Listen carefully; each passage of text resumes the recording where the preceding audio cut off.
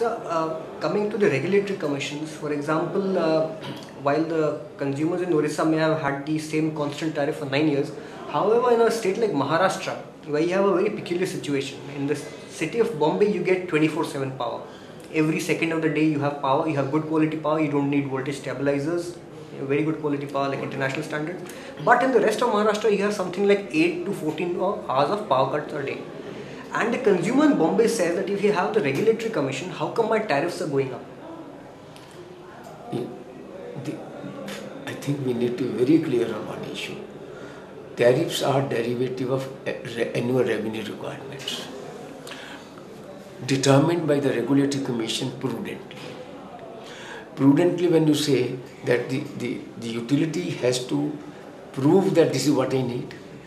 If I fail to approve, the regulatory commission will prune that extra amount and determine the revenue requirements comprising various expenses, right? And that revenue requirement has to be recovered from the consumer, for which there is a tariff determination. In other words, tariff is a derivative of revenue requirement over the year. Great. So if a customer has a particular problem and he sees that there is reason that the tariffs are way too high, so he can go to the appropriate regulatory commission and make a plea before it? Or should he come to DISCOM? No. DISCOMs have no role. DISCOMs go by the tariff determined by the regulatory commission. Anybody aggrieved with the tariff order, if he thinks high or whatever is good reason or bad reason is high, then it can file a review petition before the regulatory commission. If he doesn't want to do that, he can go to the appellate tribunal for energy and file a petition for redressal. Okay, great. So, given the fact that utilities are being unbundled all across the country, and this is supposed to be the new norm, how effective is the unbundling of the entire system? Or is it possible that actually there are certain utilities that would like to derive synergies, by staying bundled? So in the long term, which model will work better, sir? The unbundled one or the bundled one for a country like India? In this context, I would suggest that you look at the report which was prepared and forwarded to the Ministry of Power in the year 2006. Government of India, Ministry of Power, had assigned a study to the Institute of Public Administration in Delhi. That was to assess the impact of reforms in 12 states.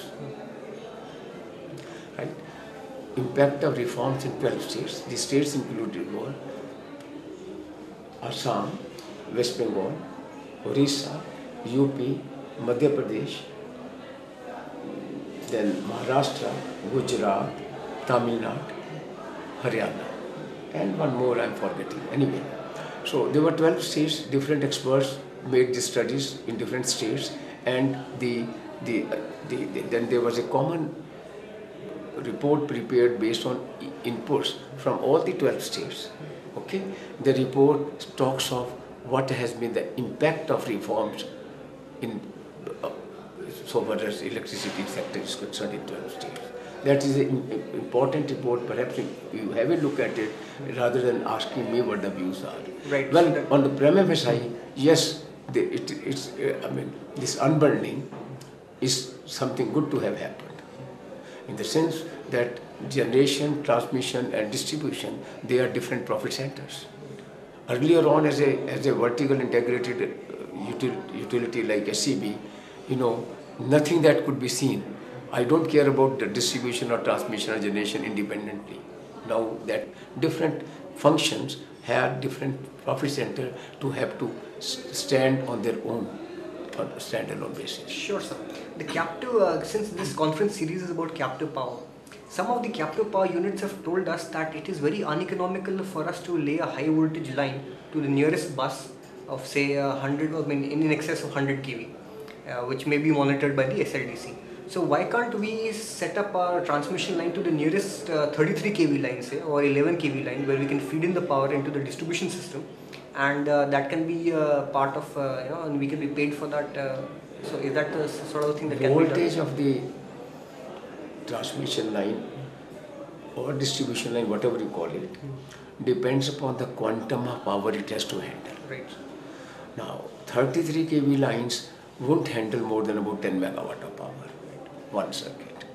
Now, in case it is up to 10 megawatt, then it is okay to have it at 33 kV. Which is good for small caps. Small cap. 5 to 10. But in case it is going to be of a higher order, higher quantums have to be handled, it has to be of a necessity to go for higher voltages. Right, sir. There is no way out. So that is the technical reason. But say what happens is, can you subdivide or segregate an area where you're getting enough captive power injected into the distribution line and distribute it over there in that within that area itself, so that you have a separate subsystem within the system? Captive power. It is the prerogative of the captive power plant to sell the power to whom it wants to. Right, sir.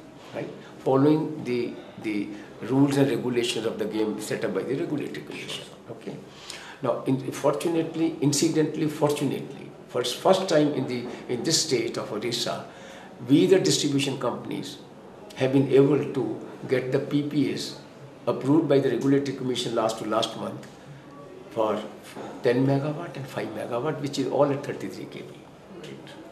And yesterday we have filed two more draft PPAs before the regulatory commission for 5 megawatt and 2 megawatt. That will naturally be harnessed at 33 kV.